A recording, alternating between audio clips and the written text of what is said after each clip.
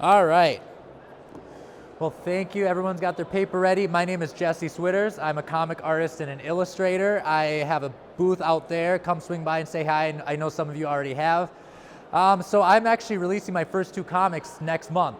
I've been drawing comics for fun, practicing, doing my own thing, short stories, anthologies for about 15 years now.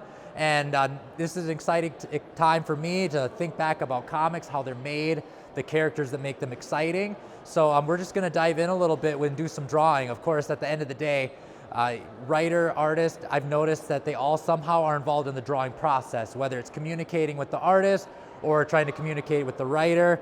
Somehow or another, we're all talking about drawing, we're all thinking about drawings, we're all looking at drawings. So the first thing I want you to do is for about 20 seconds here, we're gonna warm up. I want you to just do nothing but take your pencil and I want you to scribble all over your page. Fill it up as much as you can, as densely as you can. When I say go, just start trying to fill your sheet of paper up. All right, ready, set, go. Just scribble. Just get your wrist loosened up, get your hand loosened up. All right. Professional athletes always warm up before they play. So I think it's important for artists to warm up as well. And stop. Perfect. So we're not trying to make masterpieces here. I just love seeing everyone's just going to town on it. Yeah, you almost filled it. Well, you I like this one. The long side. The long side of the pencil, yep. So that's a little trick. You use the long side of the pencil if you have to fill in big areas. So. You do the other side. All right. So you can either flip that paper over or flip it to the side or flip to a new one. Our next exercise is going to be based around, I'll let you two share that one, around gesture. So one of the key components of drawing a compelling comic or story or character, yeah. I gave you a stack there, yep. Is drawing gesture. Can anybody tell me what they understand about gesture?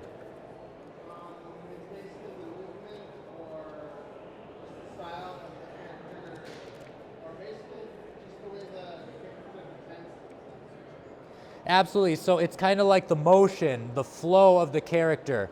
I'm gonna read this for you really quick. So gesture, enhancing drama in comics through expressive body language. Gesture in comics refers to the deliberate use of body language, facial expressions, that's important too. You want characters that emote in a really compelling way. It plays a crucial role in bringing characters to life and intensifying the dramatic impact of a comic. By skillfully employing gestures, artists can effectively communicate the internal struggles, the motivations, and the conflicts of their characters. And that's what humanizes the story itself. That's what helps the reader connect with what story you're telling. So we're gonna do some warm-ups similar to that, but we're gonna do gesture. Now, I had a sheet full of gestures ready to go. Unfortunately, I don't seem to have it. So it looks like I'm gonna be doing some modeling for you. So first things first, line of action. We're gonna do a couple sketches. If you know what line of action is, make sure you put a line of action in there. But for now, we're gonna do about 20-second sketches. And I guess it's just gonna be me doing some dramatic pose. So the key to this isn't to draw a masterpiece. You don't have to worry about the folds on my shirt or my pants. Just get my limbs and my general pose. So we're gonna do 30 seconds here. All right, 30 seconds, real quick.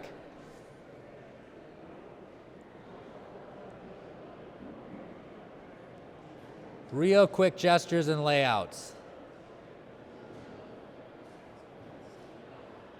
You're probably not going to see any detail in a 30-second drawing, just sweeping motion, sweeping lines.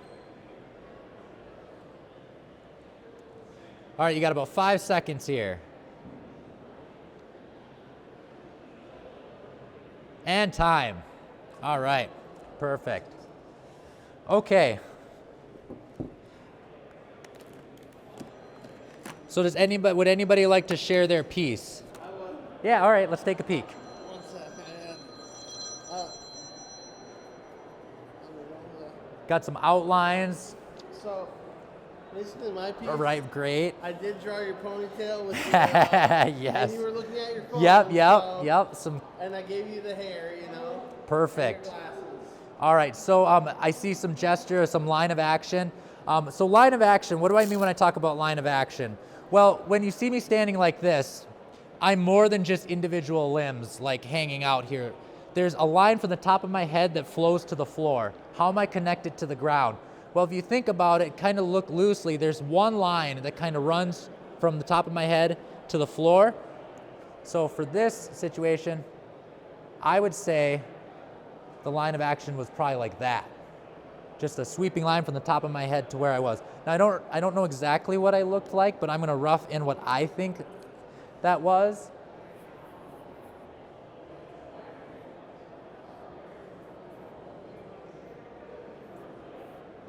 Was it back later?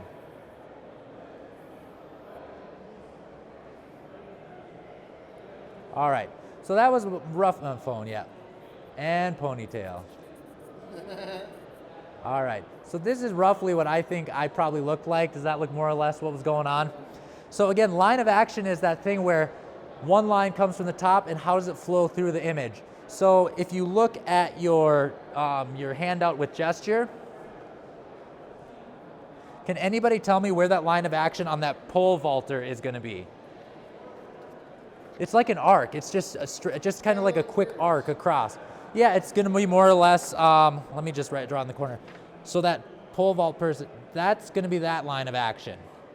So when you're doing gesture drawing, even when you're drawing in your comics or your own personal artwork, starting with the line of action is important. So we're gonna try this one more time, except I want you to get that line of action down.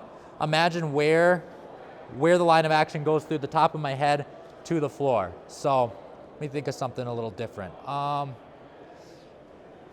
We'll do something a little more dramatic like this. So think about that line of action. Where does my head flow, top of my head flow to the ground? And how am I grounded? So we're gonna do 30 seconds here. All right, starting now. Now get that line of action. You should have it down pretty quick. If you don't have it down already, just quickly sweep it out.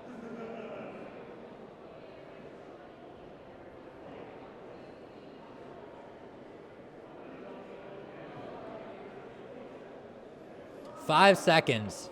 Again, no details are needed, just the basics.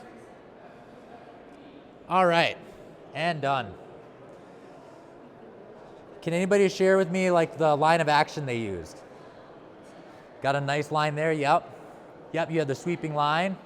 Very good.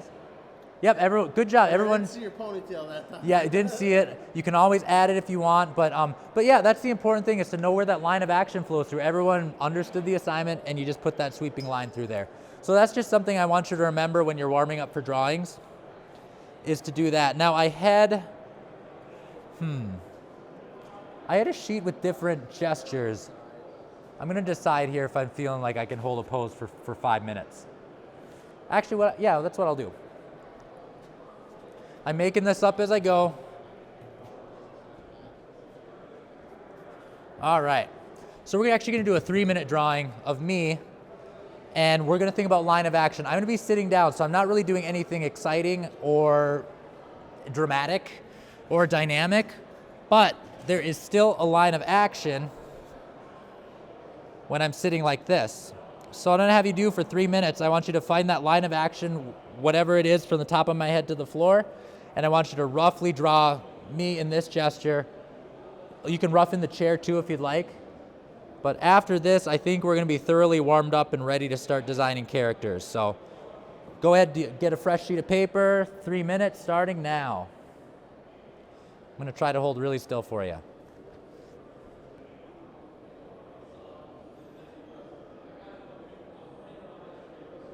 So if you don't have your line of action done yet, I would plan on wrapping that up right about now.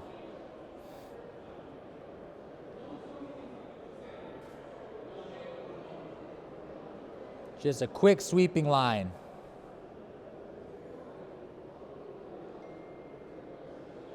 Now in 3 minutes, it's not likely you'll get to a ton of detail, but if you start doodling my shoe or wrinkles in clothing, there's a lot of gesture in clothing wrinkles and folds, so totally fair game.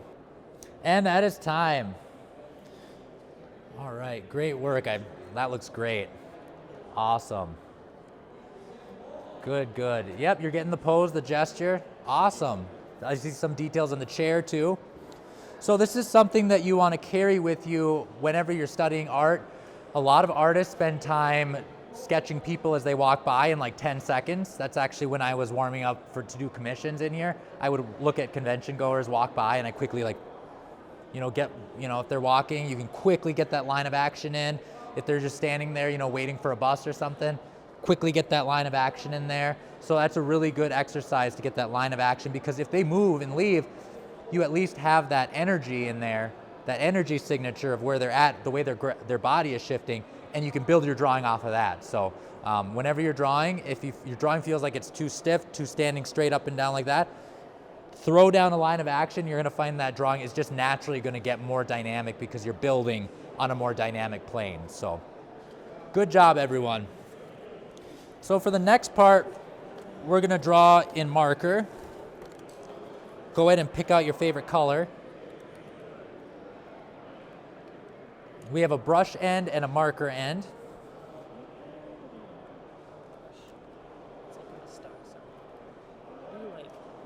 Oh yeah, yeah, there you go. It was like, I think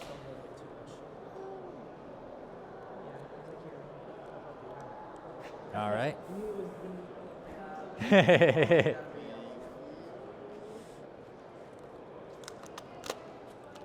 There you go. All right.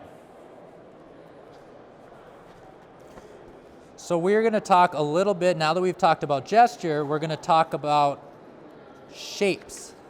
There you go. There you go.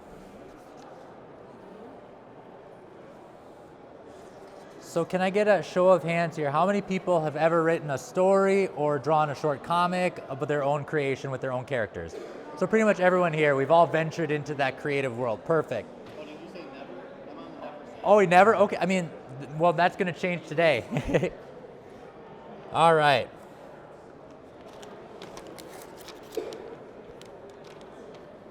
So, has anybody ever looked at a villain in a movie or a character and just thought like, that's a really cool shape? Or you can tell they're bad just by the way that their outfit looks or the shape of their posture or gesture. Yeah, can you think of a character that sticks out? Maleficent? Yeah, with all the angles and stuff like that. So as long as people have been drawing comics, animation, cartoons, they've leaned into these various tropes of shape kind of informing the character of the person that they're trying to draw. So we're gonna go through some basic shapes. I have circles, squares, and triangles, and what building characters on these shapes tells us about the character that we want to create. Now, of course, once you learn the rules, you're okay to break them, but these are just kind of the baseline rules that people try to follow when they're trying to create easily recognizable characters. So the first technique is going to be circles. So these are round shapes, these are soft shapes, and these are usually put on characters that are seen as like warm, welcoming, a little harmless per se. Can anybody think of characters that are circle based? Go ahead and shout it out kind of loud. A minion? They're a little more rounded for sure. Yep, their eye is extremely circular. So that definitely is more of a harmless, welcoming kind of character trope for sure. Can anybody else think of any? Okay, yeah, yep. That definitely was a shape I'm sure they decided on just based on the character itself. Any other rounder characters, like circular characters? From Up, the little boy from Up? Yeah, I mean, that's great. I didn't even think of that one. Here's one that I'll sketch out really quick.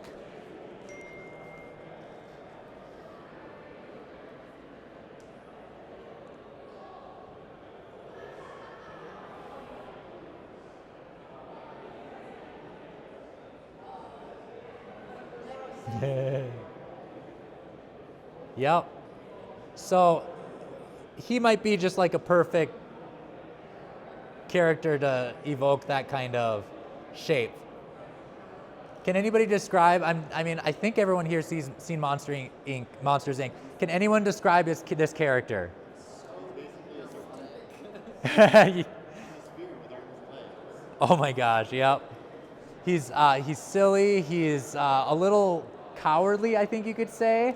He's not going to be the first one in line when you need a volunteer for something. He kind of hides behind Mike, right? And then that actually leads us to the next one. So the square characters, which that guy on the left kind of looks a lot like Mike Wazowski, not Sully's character.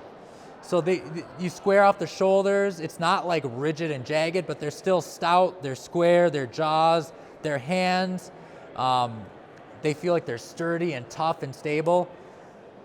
There is a character that I think is a perfect prototype for the square. Sully is a really good one. Can anybody think of square characters? I'm thinking of one. We'll see if we're on the same wavelength. Kronk? Oh yes, I love Kronk. Yes, he's huge. He could be a threat if he wanted to be, but he's still fun. You feel like you can't move him. Nope, he ain't budging. All right, any other? From Up, the old man from Up. He's more square too. Yeah, I mean, he's like the anchor of the story. He's like the center of that entire universe. Yep, absolutely. Iron Man. The design is square. He's a realistic superhero, so I'm just trying to think of the ways that he's depicted in cartoony shapes. I would say, like Scotty Young and stuff, when he depicts these characters, how does he make them? I would say he's a little more square for sure. I definitely would lean that direction. Here's a character that I think fits this perfectly. I mean, almost to a T, all the way down to Wreck-It Ralph. Even his fingers are like square. Everything about him is sturdy, square. He just fits the trope perfectly. All right. So the next one is going to be triangles. So triangles are sharp, exaggerated. The size and length of these shapes can heighten fear, transform how menacing the character is. I mean, literally, when you think scary, you like get your claws out, you go like this and get like hunched up, and that's just a general way we react to something scary. Can anybody think of any angular scary characters? Just raise your hand. I'll let you go first. Hades from Hercules, yep, very, very much so. Jafar, perfect. I mean, I think his shoulder pads are even pointy. Yeah. Yep, everything. You said Maleficent earlier. Do you have one? Patrick. It doesn't quite work. Yeah, maybe there's a dark secret that we don't know about Patrick. So, but yeah, these are the perfect characters to evoke that feeling of like menace, of impending doom. Those sharp angles are really what sell that. So, what I want you to do is I want you to take a sheet of paper and I want you to pick one of those three. You can grab a fresh sheet if you want, or you can just draw. Yeah, yep, draw with your marker. I want you to just make up a character, but base it loosely on one of those. I'm going to give you about 3 to 5 minutes here to just loosely base a character.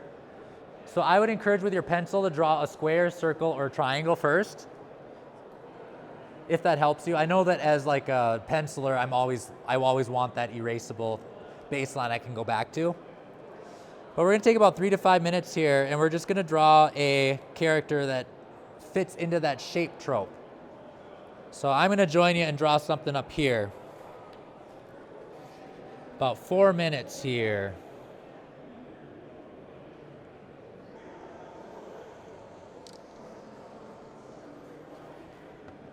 All right, I got to pick a character now.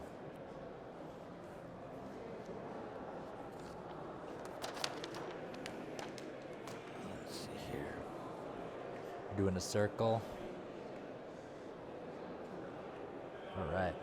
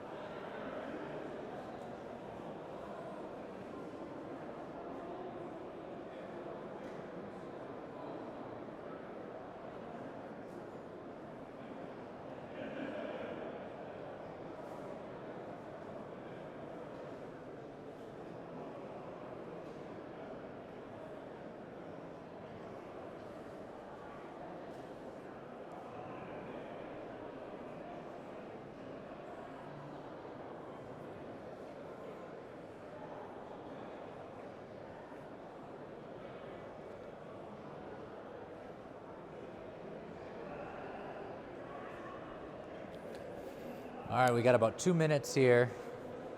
See some triangles going, that's nice. Some squared characters. Now that I think about it, SpongeBob is kind of the perfect square.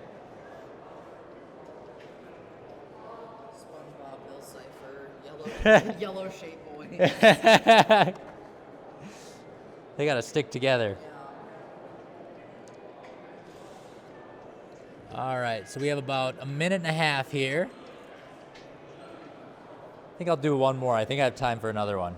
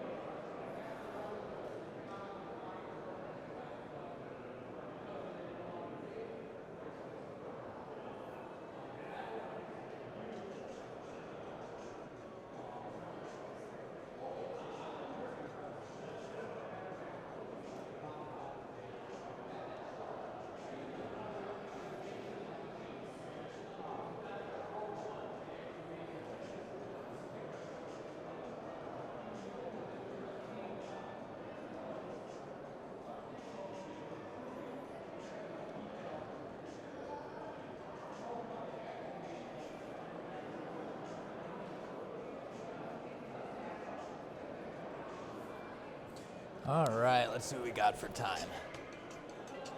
All right, perfect timing. Time is up. All right. So, can I share one? Can I share that one? If you'd like, sure. All right.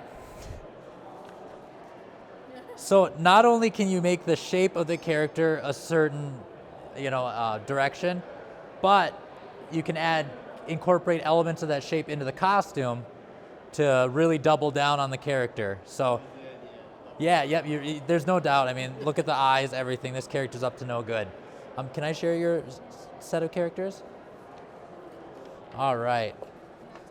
So again, you don't have to do like the whole body shape either. Just again, small elements, just like the head, can do a lot to drive home what the character's design is and their motivations and their kind of backstory. Mine's like tiny, so sorry. It's all good. What shape did you want to? I mean, it looks like it's. Triangular, but you don't know for the body shape and like Yeah, so like he looks mischievous, almost like he'd be charming, and almost kind of like that character that looks nice, but turns out to be behind the whole plot, behind the scenes. Yep, exactly.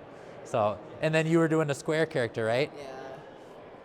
Perfect. I'm on Oh, the list. oh yeah. No, I mean that's perfect. That's like the old happy-go-lucky.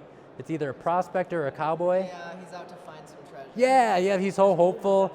Can I show him that? Absolutely. Yeah, it just shows almost like a naive optimism, which, I mean, can anybody think of a square character that has a little naive optimism? SpongeBob, yep. Woody from Toy Story. What's kind of cool about that is that it's almost playing against the contrast of how those are supposed to be marketable toys, but yet they're like have human emotions and human motivations behind the scenes. So his design might be like that, but we've learned now that like Woody does have a darker side and is capable of some atrocities and murder. Actually, let's face it, Woody is capable of murder. So, all right. Let us review my rendition. I just went to town with the shapes on this one. Cape, head shape, shoulders. I mean, there's no doubt this person is the final boss or one of the final bosses.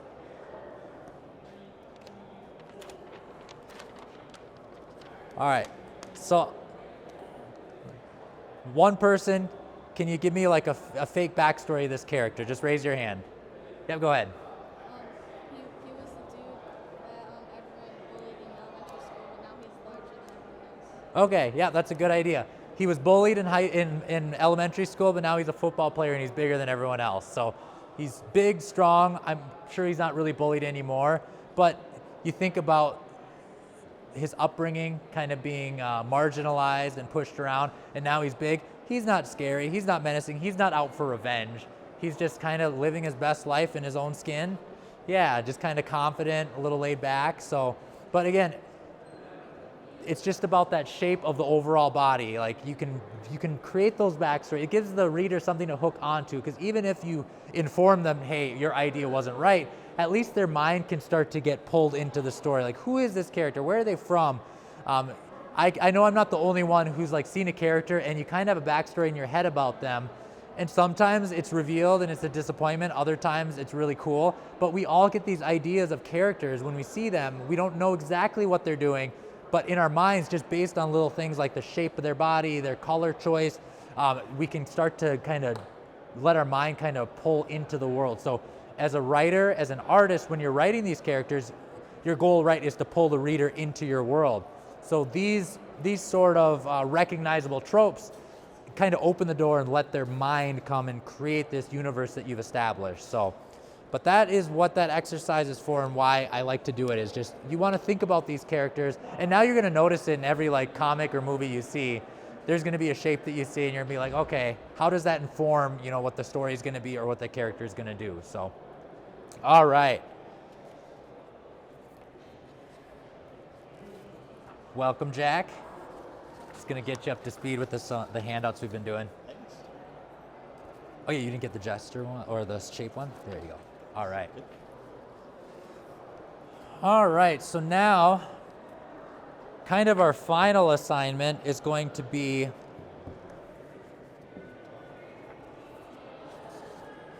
here you go. We're just going to do some basics of sequential storytelling and how our choice of moment as a creator informs what the final story is.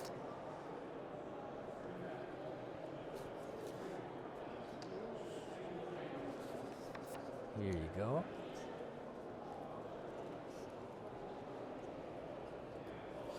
I just end up, it's like the last one that I have to hand out, it's always a pile. It's like you're trying to get that last one, it's like, no, I'm getting the entire stack.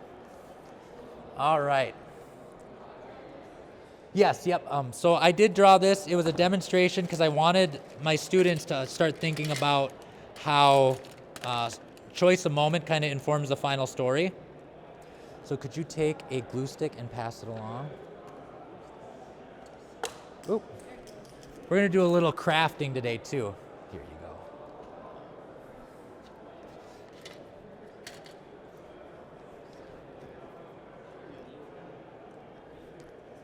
Got it, yeah. I'm not throwing these though, don't worry. Yes, you're gonna catch it in your hand, just. There you go. All right, yeah. Ching. All right. So what you have in front of you is just some comic panels. And can someone tell me what they think's going on in the comic? Morning routine, yep. Morning routine, okay. So what I want you to think about is how if we shift those around or choose different panels to use, does the story change? So in the comic itself, looks like Supergirl wakes up, goes to have breakfast, takes a look at a city map, ties her cape on, and then takes off. But what happens if you start the story somewhere else? What happens if the first panel is Supergirl flying? What happens if the second panel is Supergirl looking at a map? And what happens if that last panel is stretching in bed? You can completely turn the story on its head. So what I'm going to have you do is I want you to cut out your squares and we're going to paste them down in our own way. And if you want to draw something else, the squares of the comic itself. If you want to draw your own thing, I left a blank square too. I guess you don't have to cut that out. It's kind of redundant. So just leave a space if you want to add something. But we're going to take a couple minutes here at the end just to use 2 of the panels to try to create a short story.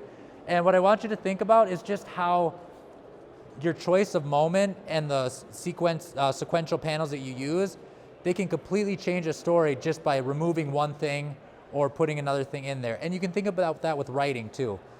Sometimes it's more about what you keep out than what you put in. So you got to be selective. There's a reason why I limited it to 3 panels. You really have to decide, how am I going to, tell this story with only 3 panels? Oh, you got it, Sitters? All right, sweet. So yeah, feel free to draw that final panel if you want. Again, the goal is just to think about how each panel drives the story forward, and sometimes you have to be really selective. You can't put every detail in there. If you're an animator, you can put every detail in because you need every moment, going forward. But in a comic medium like this or in a book, you need to trust the reader a little bit to fill in the gaps in their own mind. So what are we going to trust the reader with, and what are we going to make sure that we drive home? So I want you to think about that. All right, so we're winding down here. About 2 minutes I'll give you. Then we'll share some of what we've been working on.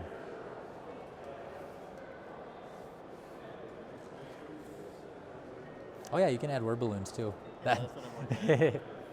I forgot, you can add word balloons. I see everyone's already kind of doing that, but nice. I like the foreshortened hand there. That looks really cool.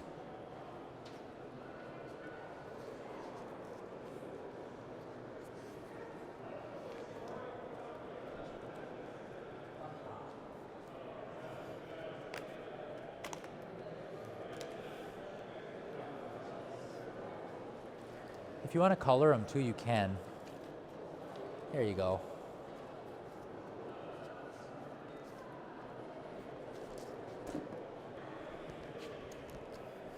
All right. So before we all share our piece of work here, I'll let you guys wrap it up too. I just want to give you something to take home as well. And that is these comic page layouts. Even if you're a writer, it's helpful to doodle on these. As an artist, I find it extremely helpful for writers to at least sketch out rough ideas of what they want. It's surprisingly helpful even if it's just stick figures. So it's okay to make some copies of this. Give you a couple. Kind of fun just to rough out your own adventures on them. I'll give you a couple.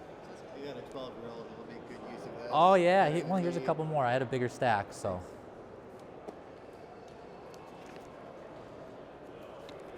And here, I'll give those to you. These are just to work on your own comics for fun. You probably have a version of these, but add this to your collection. Why would I not? Well, some people like, yes. Thanks, Jesse. I actually reconfigured these because the one that I had I matched it up and it didn't scale up to my board. So I was like, oh, it's just a little off. So I ended up making some adjustments to it to make it work. So, all right. Oh, to mark the, yep, that, I end up scaling it up in lightboxing sometimes. So like just being exact is like a big deal. All right, so everyone, pencils down. And I would like you to come up front and place your art down on the table here. And we're all just gonna take a little walkthrough, like a mini gallery.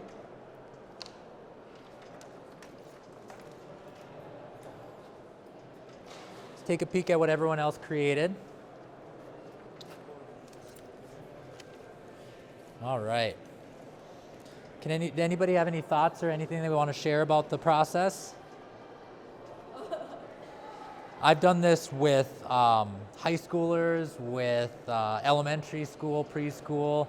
It's kind of a good little way to show the basics of sequential storytelling. Ah, nice. All right. So what do we have here? I don't know. Arriving at a cave? Yeah. All right, okay. So yes, Wonder Woman. Like marked on the map and then flying to the cave, I guess.